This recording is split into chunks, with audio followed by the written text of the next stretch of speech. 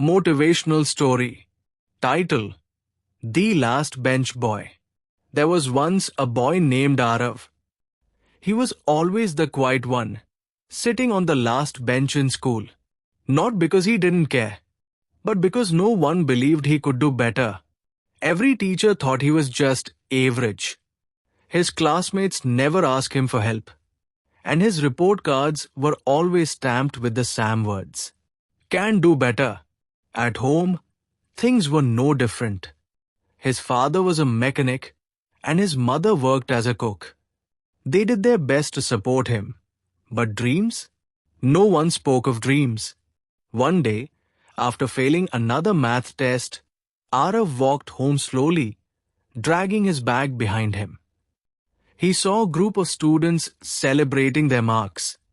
He looked at them and whispered to himself, "Why not me?" That night, he didn't sleep. He sat down with his books, really sat down. For the first time in his life, not because someone told him to, but because he wanted to. The next morning, he woke up before sunrise. He studied quietly while the world slept. Days turned into weeks, weeks into months. He failed again. Yes, he failed again. But this time, something had changed. He didn't cry. He didn't quit. He opened the book again, this time with a smile. His teachers began to notice. His classmates were confused. Is that Arav? Wait, did he just solve that problem? Since when did he start participating in class? And slowly, the boy on the last bench moved to the middle. Then one day, something happened. He topped the class dot. The boy no one believed in, not even himself, was now being clapped for, applauded, celebrated. Years passed. Arav didn't stop. He kept pushing, studying, working hard.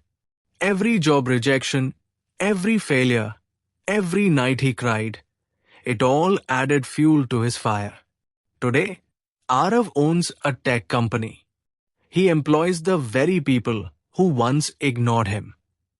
He stands on stages and talks about resilience, dedication, and self-belief. And whenever he visits his old school, he walks to the last bench and sits down, smiles, and says, "This is where my story began." Final message: success isn't about being the smartest.